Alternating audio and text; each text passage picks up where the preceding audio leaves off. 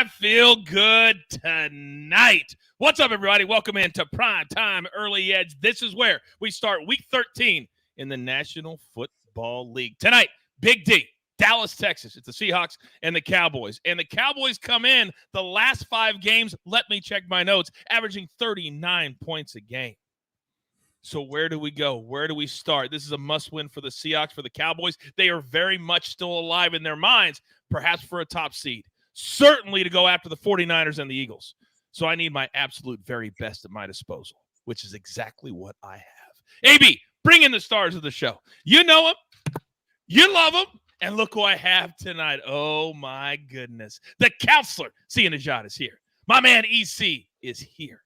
My 5-tool player, AB, is here. Then the brains of the operation, Coach Phil McKagan, is here. Very quickly, the show's already had a fantastic day. If you guys tailed buckets today, 2-0 with a heart attack, and then see it. How many shots did you win your golf head-to-head by today, sir? It ended up only being 4. Brian Harmon is your clubhouse leader, though, tied for the lead. And for the record, when we were dishing out that pick on Early Edge this morning, I said both Lucas Glover and Brian Harmon likely to have good days, but I liked Brian Harmon's all-around game more, and he cleared it by 4 shots. He said only 4. It was only 18 holes. It wasn't the tournament. One. That's a good point. That's a good point. On pace to beat him by 16 holes, Coach. That's exactly right. So that's how good.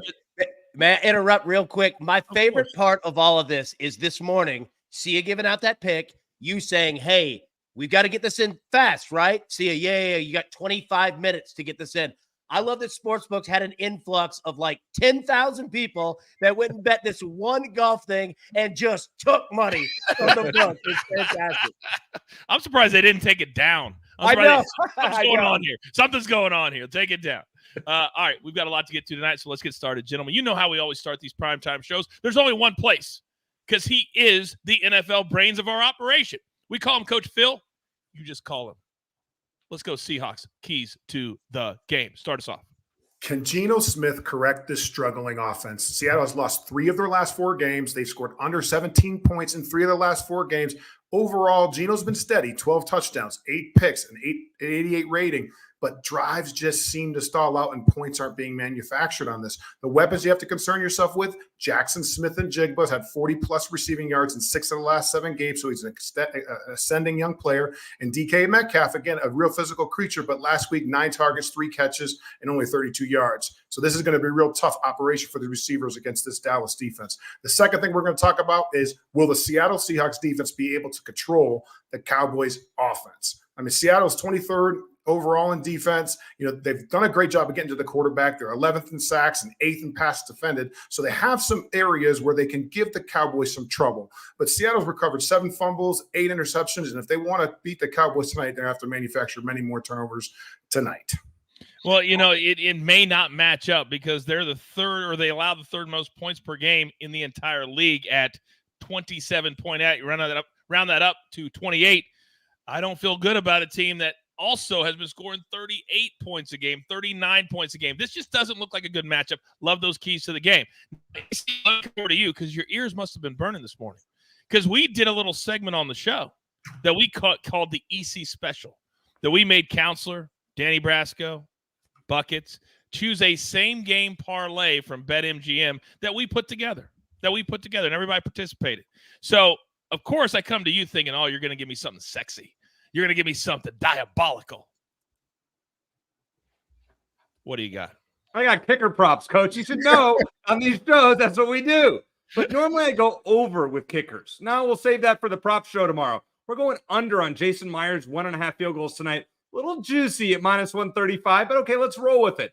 The under is 9-2 against Dallas this year. That's right. Only twice has Dallas given up multiple field goals in a game.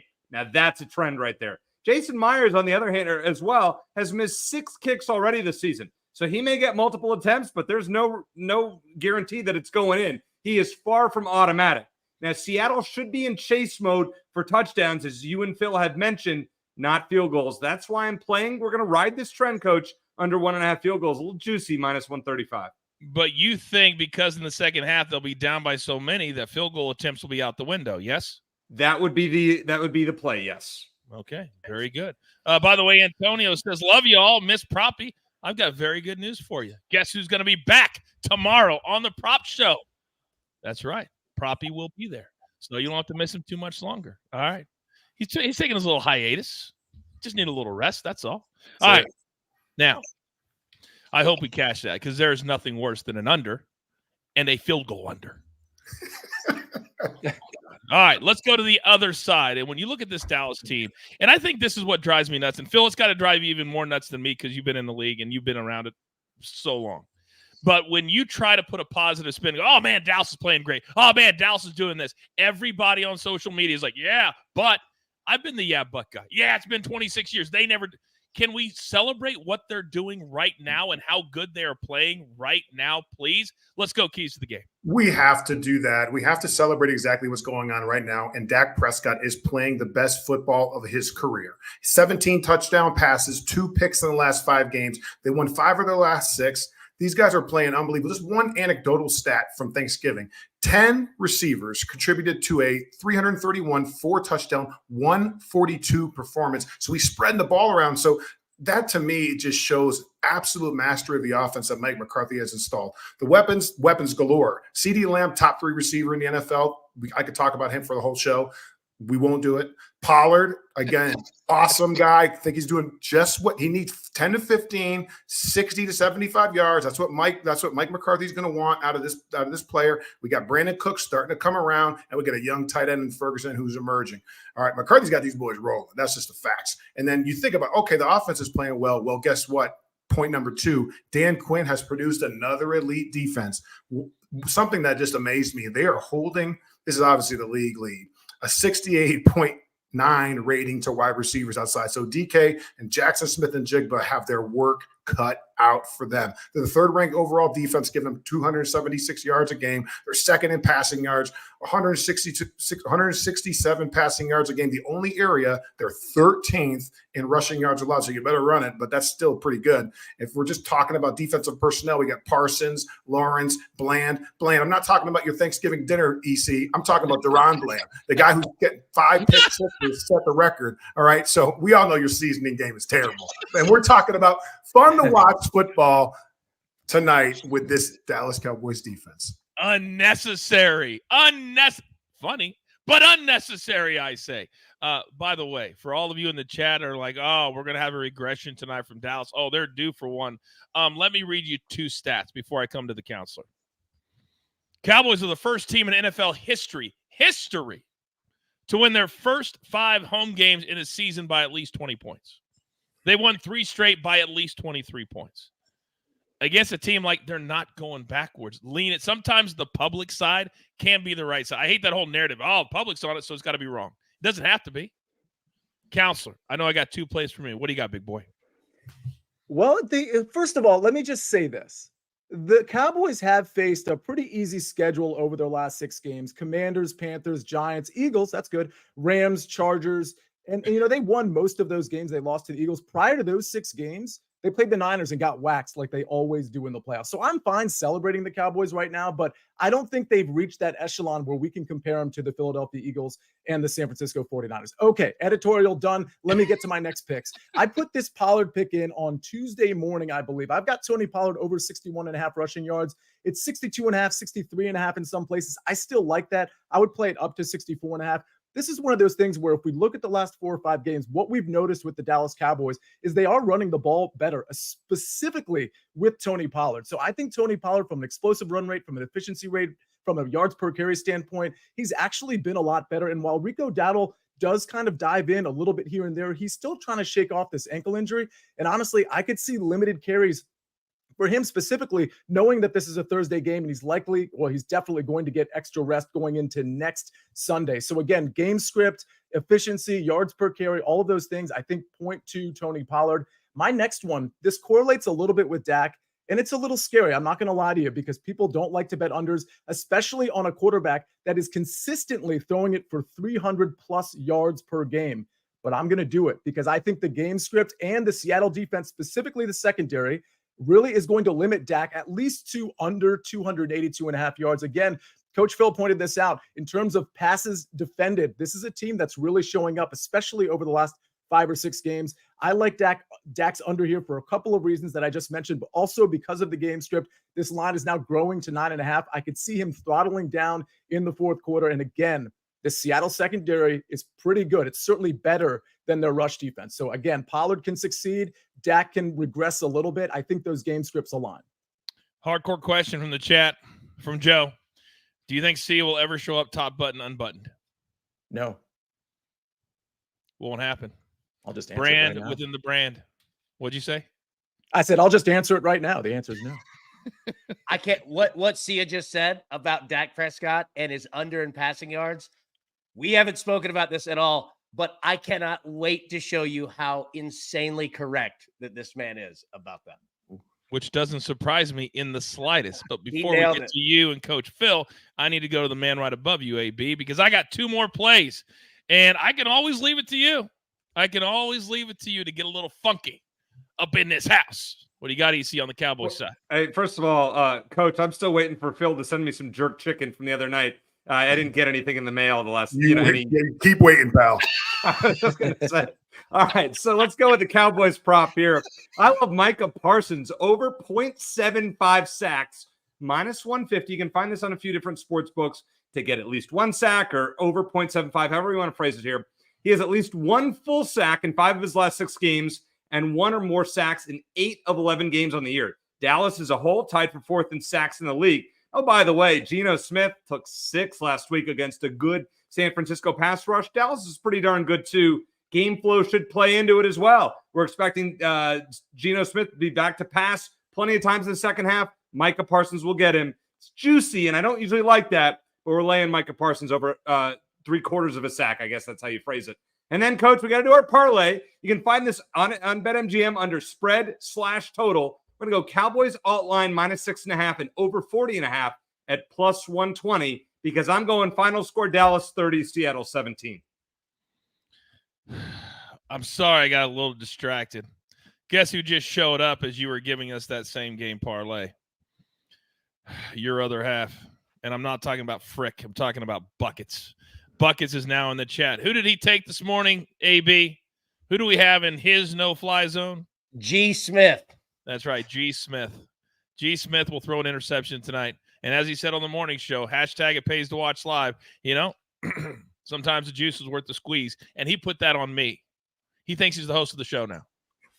You're going to see that graphic tonight on the chat. 100%. It's coming again. 100%. All right, so we need to educate the audience because we don't just do the no-fly zone just to show you a cool graphic, how much work AB puts in a day. We tell you so you can look at the other receivers and look at where things are going to go and how the defense is going to play. You got to be smart. We're trying to make you smart. AB, you're up. Thank you, sir. Wags in the chat. I have to tell you, you are an intelligent human being. We are going to get to this in just 1 second, but I had to highlight you are a smart individual. So let's take a look here at Geno Smith first. Now, here's the problem of why you don't see any Seahawks bets across the country. It is so insanely risky because the Seahawks need everything to go right in order to hit prop bets because, quite frankly, how many people bet unders on said props? If you look at the top left here, the Cowboys secondary completion percentage rankings, pretty darn good. SportsLine simulations, we have G. Smith to throw a pick at 99%. Now at books, you're going to see it's like -160. I'll tell you this, the over 1.5 combined interceptions between Dak and Geno at BetMGM, the special bet there with the early edge, normally it's like +125. It's -150. That's how high it is to throw picks tonight. So you see it. Red zone, Geno, 10 TDs, 2 interceptions.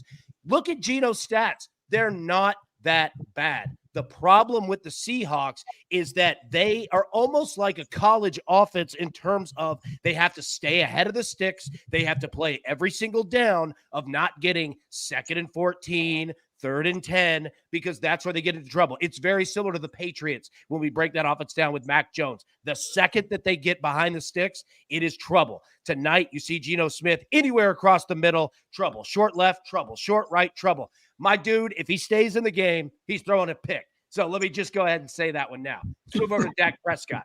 Dak's having a career year, as Coach Phil broke down. Look at these numbers: 107 passer rating, 70% completion, almost 3,000 yards, 23 touchdowns to only 6 interceptions. Amazing. Seahawks secondary, not that bad, especially deep. If Dak's going to throw a pick, quite frankly, it's because they're up big. He gets flushed a little bit, and he's not too worried about it, and he tries one deep. Quite frankly, that's pretty much the only time. Other than that, the man has just been on fire.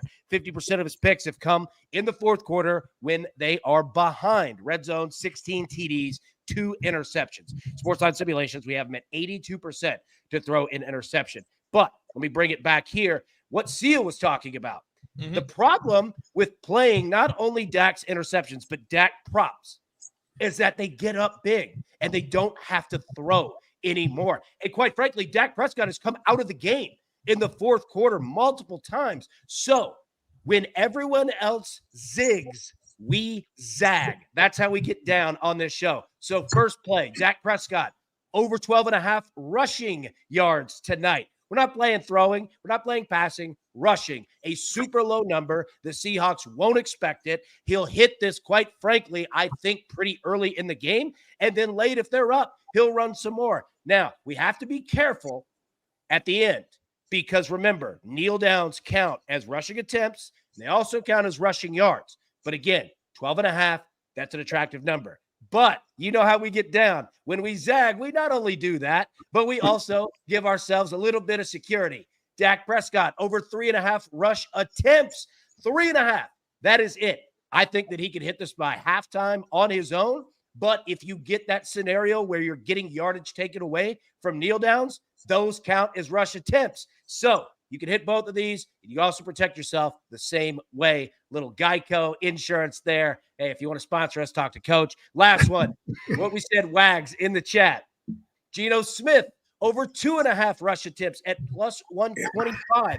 Like I said, this offense is herky-jerky. It is tough to get so many consistent plays in a drive. You're looking at 9, 10, 11, 12. It's tough to do when your offense is not that good because one thing could go wrong and all hell breaks loose and you're punting or you just turn the ball over.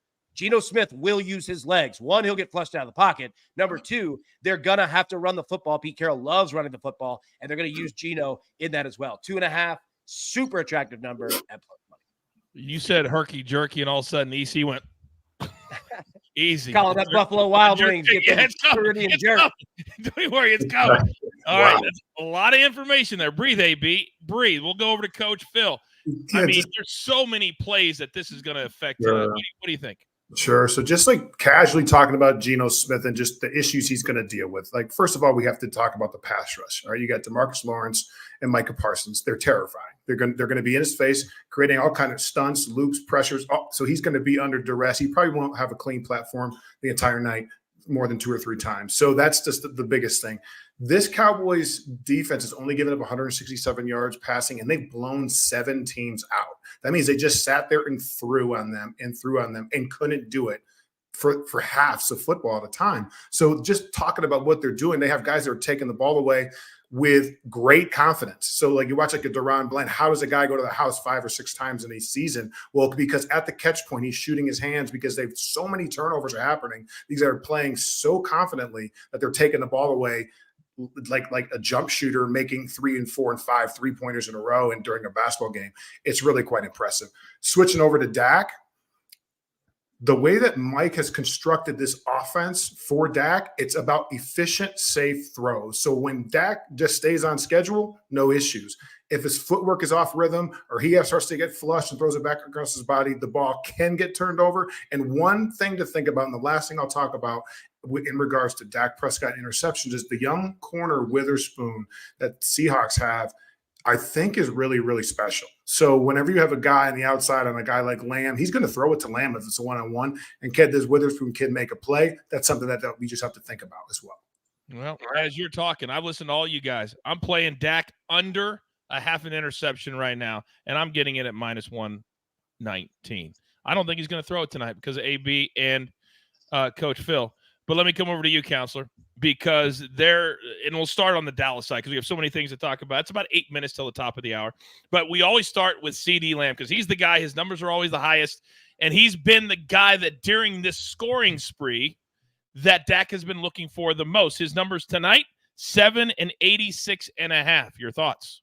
Too high on both. I would take the unders on both. Not official plays by any means, but 86.5 is too high. Listen, this is a secondary that has talent. It's not just Witherspoon. They've got talent on both sides of that secondary. And I just think if you're going to attack Seattle, I think you're going to do it more, at least relative to how Dallas normally does it. I think you're going to do it more with the running game than the passing game. Does that mean they're not going to pass and CeeDee Lamb's going to get 0 yards? No, of course not. But we're at a point right now where the stock is so high on CeeDee Lamb, and I totally get it. But he's finally facing a pass defense that is at least formidable. It's not the Commanders' pass defense. Like, this is a formidable pass defense. So I just think we're in a scenario where we've got a really high stock in CeeDee Lamb, and it's time to short it. It's time to fade it. So I think we're going to see CeeDee somewhere in the 60 to 75 range. I don't think he gets to 90. I would take the under. For those of you that are brand new, and there's always new people dropping in, the number that we say is too high is that 6.5, that 7 number that we're talking about right now. If you go over that, I don't care who the player is. You're taking a risk. Just listen to Sia. Now, EC, let me come over to you because there's another player that I've already played personally. I didn't put it into the show because we had enough picks, but there is a guy. His last name is Cooks. I've already played him at 41.5. His catch number is 3.5, very low juice. I think Cooks could have a big game tonight. What do you think? Well, I think he's been pretty good lately, Coach. I mean, he's gone over. Listen, his last 3 games, he had 9 for 173, 3 for 42, and 4 for 72. Getting more action in that Dallas offense. I definitely think there's value there up to 50 yards. So I would play Brandon Cooks. Little spoiler alert as to what I'm picking later, even though I like Phil's pick a lot. But I think the Dallas pass catchers, though, I love Sia's bet. I love Sia's bet of Dak under. I do think Brandon Cooks will be involved in the first half and could cover that. Listen, could take 3 catches in the first half. We're good. Yeah. He's kind of been the guy on the other side to kind of run those deep outs, right, and get that 20 or 30-yard catch. So even if he only has 2, he can still go over his number. There's no question about that. Now, speaking of a number, AB, let me come to you because I love when you specialize on team totals and the quarterbacks. But I just gave you a stat at the top of the show that Dallas is averaging almost 39 points a game in their last 5. Their team total tonight is only 28.5. The first half is 15.5. Do you like either one of those? That is a great question. I'm going to leave myself here so we can all just kind of give our thoughts or whatever. My concern is that Seattle can muck up a game, and especially coming off that 49ers game to where they were just completely taken out of it. I think that Seattle is going to try to do similar to that. Hold the ball, long sustained drives, keep Dallas's offense off the field. Can they do it? Who knows? We're going to find out. That being said, there's also a chess battle within the chess match for Seattle, is that when you try to have 10, 11, 12 play drives, you have that's essentially playing craps, and you're shooting craps. On average, you crap out every 5 throws. You're playing against the odds of trying to get 12. It's hard to do. You're going to make a mistake. So I think they also have to take shots big down the field. Okay. So watch for that early. Long story short, I definitely trust Dallas to get there. I would honestly play the full team total. I would stay away from the first half. I could see Seattle having a little bit of success keeping the ball away, and then eventually that house crumbles and Dallas takes over. Coach Phil, go. I think we have to talk, and this is almost speaks to what Sia was saying when CeeDee Lamb and his receiving total, but just how do the Cowboys win? They don't just win when the touchback 75-yard offensive drive. No, they win with a defensive touchdown, a block punt, a Turpin, a long return. You know, they actually pin you back, and listen, you have 3-and-out punt, good return, 36-yard scoring drive, right? So then at the end of the day, it's 42-10, and all of a sudden nobody had a huge day on offense because they're playing really good complementary football. So I think when you look at an 8-3 football team and you look at a quarterback playing so well, and he did have a game against the Commanders, there is a chance that they win a game handily and the offensive doesn't hit more than 210 yards passing. That's such a great point.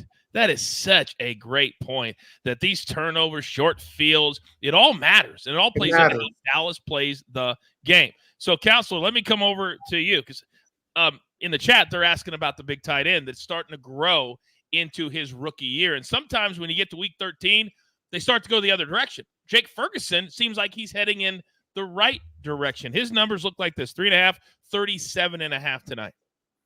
I think it's a pretty efficient number. I mean, this is one of those situations where when you look at Ferguson over the last 3-4 weeks, he really hasn't been as productive as he was in the first part of the season. So it's one of those things where I think Cooks is a solid play. I had him last week on Thanksgiving. I had that over, that hit. I think CeeDee Lamb is a solid play in terms of not necessarily the totals, but in terms of target share. I don't know about Jake Ferguson. If anything, I would probably be leaning to his catch over, his reception over, and his yardage under. And I will speak to what AB and Coach Phil were just saying real quick. If Seattle has any chance in this game whatsoever, I agree. You're going to want to take a deep shot here and there to like get the defense to back off a little bit. But their only shot is to run the ball. It's part of the reason you see Zach Charbonnet's rushing attempt total a little bit higher than I thought it would be in that 13.5 to 14 range. So that's their only shot. Like, you've got to keep that Dallas offense off the field. So that kind of plays into those Dallas overs that we're talking about, whether it's team totals or whether it's yardage totals. If Seattle can establish that running game in any way, shape, or form, which they weren't able to do against San Francisco, then this becomes a different game from a scoring and output standpoint. By the way, see in the chat, they're talking about the lock that Buckus gave out this morning, Dallas minus 23.5, because he wasn't sure if it was 2.5 or 23.5. If somehow you played Dallas minus 23.5 today, that's on you. It was minus 25. It was 25. It was minus 25. And the parlay was plus 150. And you said that, you go, minus 25, Cowboys minus 25 in a parlay at plus 150. Something's wrong here. I couldn't believe it. All right, EC, let me come over to you because we've been talking all about the Dallas guys. There's some big-time guys. Unfortunately, Geno Smith hasn't been able to get them the ball recently. But there's two names I got to throw at you because somebody's got to catch the ball tonight. DK Metcalf, his numbers have been coming way down. 4.5, not even in the 60s for him. Tyler Lockett, 4.5, not even in the 50s for him. What are we doing? I'll tell you what, Coach. I mean, I'm kind of biased towards DK Metcalf. I have him on a few fantasy teams, we'll say. Listen, I mean, his numbers lately have not been bad. He had 2 games over 90 yards in the last 3 weeks. I mean, last week, you got to toss that out the window. 49ers defense was tough. He had some drops. He had 9 targets. Listen, his last 3 games, last 5 games, 14, then 4, then 12, then 9, then 9. He's getting looks. He's just not catching them. That's the problem. So hopefully he's more efficient with a target to reception ratio. Listen, I think I would play him at 50. I'd play him between 50 and 60. Not sure I'd probably go much above 65 there, but remember, this is a guy that already has a 50-yard catch on the year, a 43-yard catch, a 53-yard catch. He can make some big plays. So DK, I'm going with. Tyler Lockett, I don't know what to think about this one. It's probably one that I would just stay away from. I wouldn't bet an under. Listen, if Lockett has a big game, great. I'm just not going to be on it. I'll stay away from that one. It's been a little disappointing for the most part of late. Why don't I go to our resident wide receiver expert? None of you clowns ever coached wide receivers in the NFL. Phil did. And I apologize. See, I didn't mean to call you a clown. So, okay. Phil, there is a name that I've already played that I may be playing. No, I'm not playing it for my gym. Jackson Smith Enigma. This guy, I always say it wrong. Thank you. Yeah, I knew you did. Tell me why. Yeah, so Brian Hartline was his receiver coach at Ohio State, and I coached Brian for 3 years with the Dolphins. So I know fundamentally how he was kind of brought into the game. I think he's tough. He's got good breakpoint mechanics, excellent hands. I mean, this guy is an all-around receiver. So I like what he's been able to do, 40 yards in 6 of the last 7 games. So Smith and Jigba, to me, is a guy that I really like. I'm just not sure if it's this week. Let that resonate. Listen to that. He's had some big-time catches. I mean, he has these one-handed catches, like ridiculous. Amazing. That one-hander he had last week was insane. That was sick, wasn't it? Yeah, I mean, that was sick. I already played him. I'll tell you what I got him at. I played him like 3 hours ago, and I got him at 42.5. And I said, I got to play somebody on the He's got to get something down the field because he's not going to get a lot of them today. Yeah. Also, can we give a shout-out? Coach, Coach Phil, you just said that you had coached Brian Hartline, correct? 3 years. Brian Hartline is the #1 wide receiver recruiting coach in the 100%. Country, and it's not even close. Yeah, oh, dude, amazing. Yeah. And they got another one coming out this year. Yeah, it's unreal, man. Well, yeah. Shout out to you to him. Yeah. They've got two. They got 2 first-round picks in Harrison Jr. and Ibuka. Exactly. I'm just letting it resonate. This is the best crew in the business. If you don't come here, and I even write notes down, and I'm the damn host, take down this information. Now, it's 2 after the hour. And on Thursday nights, we end a little bit earlier. So here's our best bets. Does anybody have anything else they need to get off their chest, educate the audience at home? We're not going to read our best bets. They got to come in at 7:30 p.m. Eastern for that. Everybody good? I'll say I only have one final thing, and it goes off what we were talking about. You're going to see Pete Carroll be USC Pete Carroll tonight. He's going to try every trick in the book to use running backs in the pass game, wild, formations and sets to just keep Dallas's offense off the field. So just keep an eye on that. It's going to be boring but fun to watch what he tries to do. Yeah, and AB, that's a good point. The one guy that I don't know if we talked about much, Zach Charbonnet. He may get some run for Seattle if they're trying to keep Dallas off the field. Dallas's run defense can be exploited a little bit. I think Zach Charbonnet, if you're looking for a last-minute prop there, maybe over 50 yards rushing, probably not the worst idea. Yep. AB, before I move along, can you please apologize to EC because I did not appreciate what you just did right there. You just did, you described him hosting his podcast, boring but fun, and I don't appreciate you taking a shot at him here on the show. I almost brought out the paper bag for that one, Coach. All right, it is that time, and has the last week been something else? Because last week, we're not going to play it again. We're not going to rub it in, but Mackenzie, who you're going to see a lot more of, we like to call her Kens, she came in and showed all the boys how she gets down, as AB likes to say. And she cashed her ticket into the club the very first night and gave you the double guns. So, see you, Najad. As we know, you always get to go first. And you guys don't even don't write it anymore how much it burns me and how much I grip my teeth. You guys always say that. I don't grip my teeth. I do get irritated, though. All right. See you, Najad. Where are you going tonight, big boy? Speaking of gritting your teeth, I remember 3 short years ago, my first show hitting the first touchdown score. It was none other than Tyson Williams at plus 1,100, who was getting the start because the Ravens, as they typically do, had so many injuries in the backfield. So I know what it feels like. Although I got to admit, Kenzie's number was longer than mine. She was plus 1,300. Mine was plus 1,100. Sorry about that history lesson, everybody. I just have so many gems. I want to talk about them all. And tonight's gem is going to be Dak Prescott at plus 1,600. Listen, AB spoke to the potential rushing upside of Dak Prescott. And honestly, this guy's trying to make his MVP case. He gets all these national television games. It wouldn't surprise me at all if he just runs it up the middle with everybody trying to cover all the guys on the outside. Dak Prescott's your first touchdown score, plus 1,600. It's going to drive me insane if that actually happens. And if he tosses the ball to an offensive lineman, I will lose my mind. All right, turkey leg boy, you are up. Turkey legs like showing out when it's the time. Look, that joke made no sense. We're just going to act like that never happened. But the Dallas Cowboys in prime time love to show out. And they arguably have the best secondary coach in the country and across the league in the NFL. And this team can get down. If you make one mistake early, they want to pounce. Coach Philadelphia spoke about it, how it's the defense actually that sets the tone for the offense to get the thing and get the party going. But the defense gets the party started. Give me the Cowboys defense, special teams, plus 2,500. This is actually a brilliant play. They have a chance tonight to what's the guy's name that set the NFL record last week for pick Deron Bland. Remember that name. He said it has 5 pick sixes in 2023. If he gets one tonight and it's the start of the game, plus 2,500. Cash that ticket. You should get 2 gems for that, Playboy.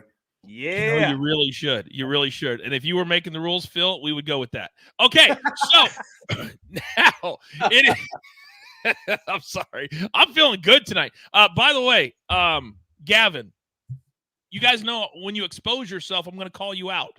You just said in the chat, love you guys, but where's Proppy? The almighty Proppy.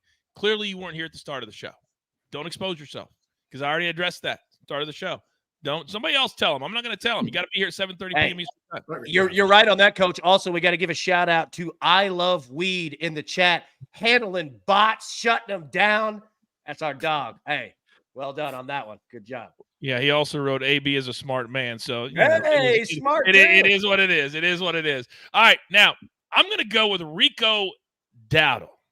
Now, I've listened to all these guys talk for weeks and weeks and weeks, and when Tony Pollard's out, my man gets in.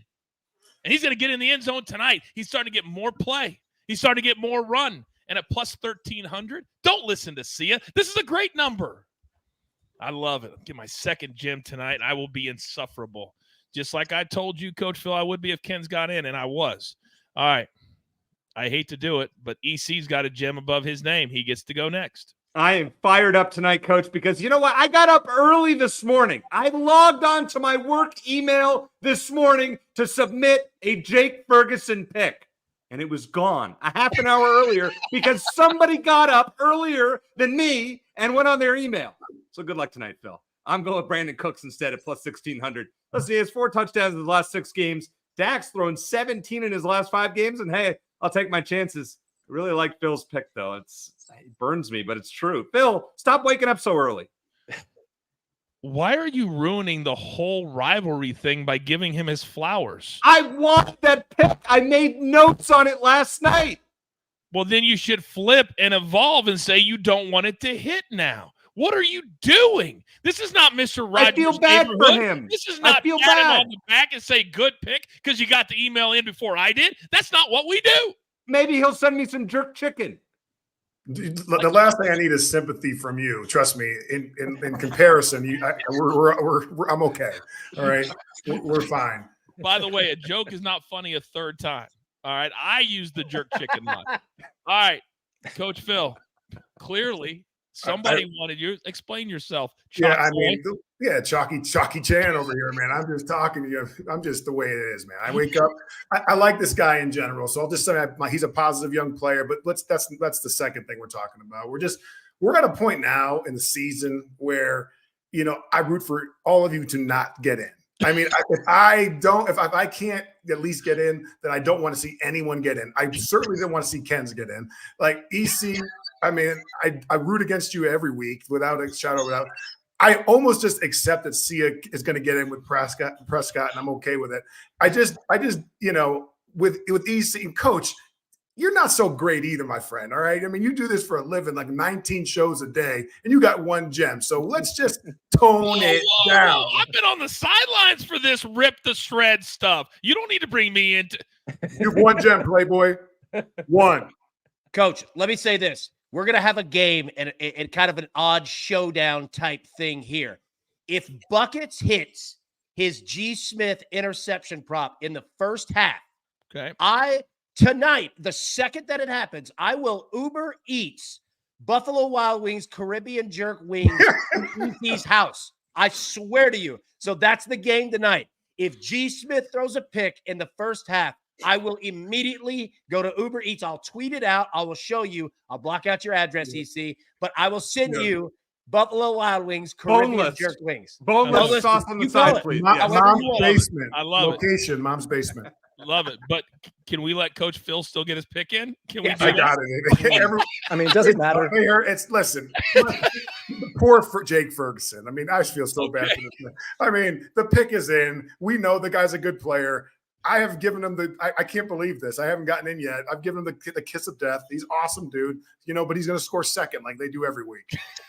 It really is kind of funny how his guy scores the second touchdown of the game. And I'm just rolling my eyes.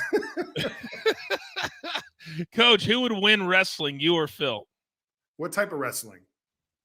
Does it matter? Yeah, let's do some serious Greco-Roman, just some freestyle. Let's go, man. We'll grapple a little bit. I'm into that. Phil minus 125. All right, we've only got 4 minutes left, so we've got to wrap things up. You guys know we end the shows differently here. I got to know. It's the start of week 13.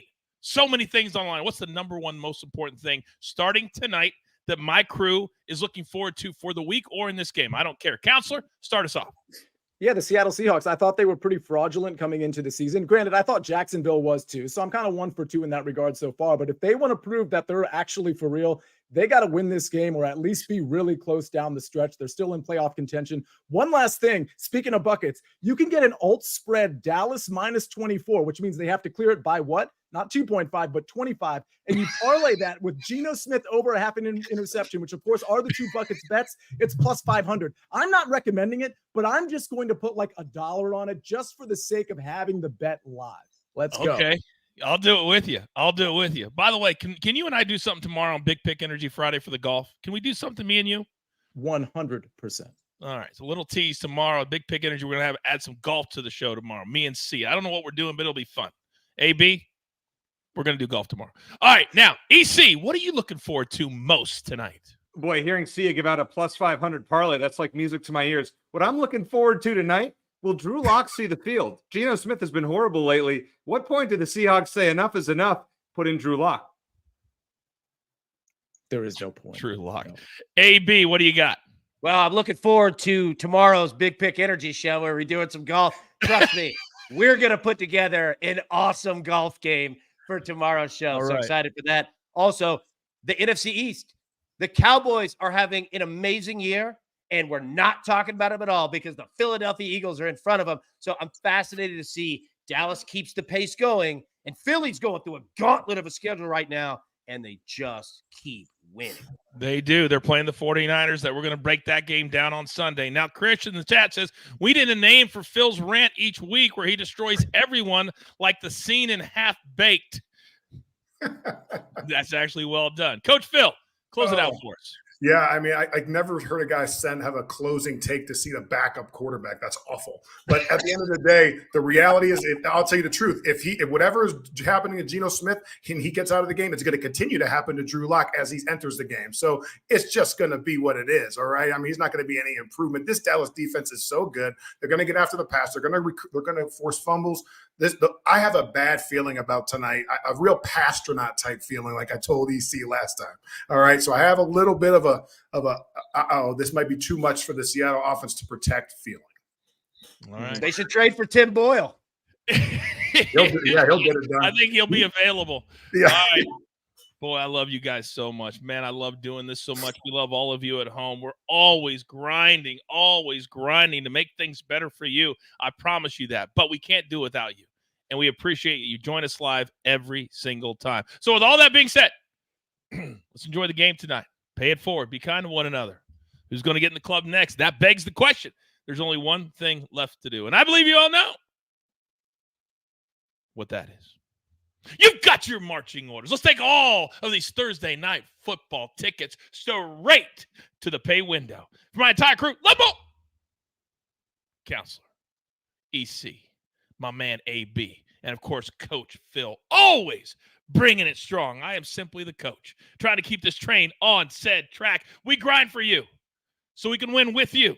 It's truly what we're all about, even in the evening on Prime Time. Early Edge. Good luck.